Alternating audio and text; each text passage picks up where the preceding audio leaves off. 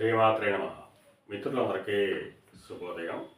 ఈరోజు శ్రీ విశ్వావసునామ సంవత్సర జ్యేష్ఠ బహుళ ఏకాదశి శనివారం. ఈరోజు అశ్విని నక్షత్రం. ఈరోజు దుర్ముహూర్తం ఉదయం 5:30 లాగైతూ ఉదయం 7:14 వరకు ఉంది.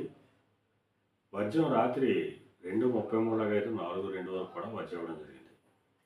ఈరోజు పంచాంగరీత్యా ఈ రకమైనటువంటి ఫలితాలు గోచరిస్తున్నాయి. అలాగే ఈరోజు నక్షత్రం అయినటువంటి అశ్విని నక్షత్రం ఎవరికి తారాబలం కుదురుతుందో మనం పరిశీలించినట్లయితే భరణి, కృత్తిక, మృగశిర, పునరాసు, ఆశ్లేష, పుబ్బ, ఉత్తర, చిత్త, విశాఖ, జ్యేష్ఠ, పూర్వాషాఢ, ఉత్తరాషాఢ, ధనిష్ట, పౌర్వభద్ర, రేవతి. ఈ నక్షత్రంలో జన్మించినటువంటి మన మిత్రులందరికీ కూడా ఈరోజు నక్షత్రం అయినటువంటి అశ్విని అనుకూలంగా ఉంటుంది. అందువల్ల ఇప్పుడు చెప్పినటువంటి నక్షత్ర జాతకులందరికీ ఈరోజు శుభకరంగా ఉండే అవకాశం ఉంది. అలాగే ఈరోజు రాశిఫలాలను మనం పరిశీలించినట్లయితే మేషరాశిలో జన్మించిన వాళ్ళకి ఆరోగ్యం చేకూరుతుంది, కార్యజయం కలుగుతుంది. వృషభ రాశిలో జన్మించిన వాళ్ళకి అతి సామాన్యంగా ఉంటుంది, ఆరోగ్యభంగా ఏర్పడుతుంది. మిథున రాశిలో జన్మించిన వాళ్ళకి చేసేటువంటి వ్యాపారాలు లాభసాటిగా సాగుతాయి. కర్కాటక రాశిలో జన్మించిన వాళ్ళకి ఉద్యోగ అవకాశాలు పెరిగేటువంటి అవకాశం ఉంటుంది.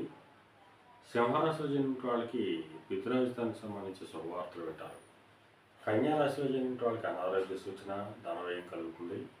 తులారాశిలో జన్మించిన వాళ్ళకి కలత్రపూర్వక ధనలాభం కలుగుతుంది.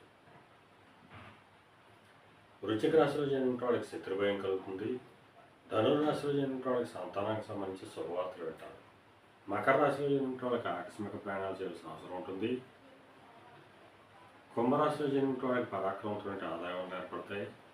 మేన రాశిలో జన్మించిన వాళ్ళకి ధనాదాయం వృద్ధి చెందుతుంది. ఈరోజు ద్వాదశ రాశి యొక్క ఫలితాలు ఈ రకంగా తెలియజేయడం జరిగింది.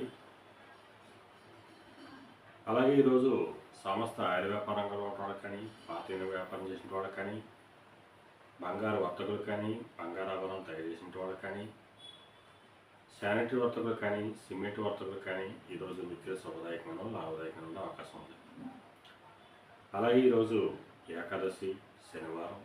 అందువలన ఆ పరమేశ్వరుణ్ణి ఆవు పాలతో అభిషేకించినట్టయితే సర్వశుభాలు కలుగుతాయని చెప్పి శాస్త్రీయ తెలియజేయడం జరుగుతుంది. అలాగే మరలా రేపు శుభోదయం కార్యక్రమంలో మరిన్ని విషయాలు తెలుసుకుందాం. అంతవరకు మన మిత్రులందరికీ మరొకసారి శుభోదయం.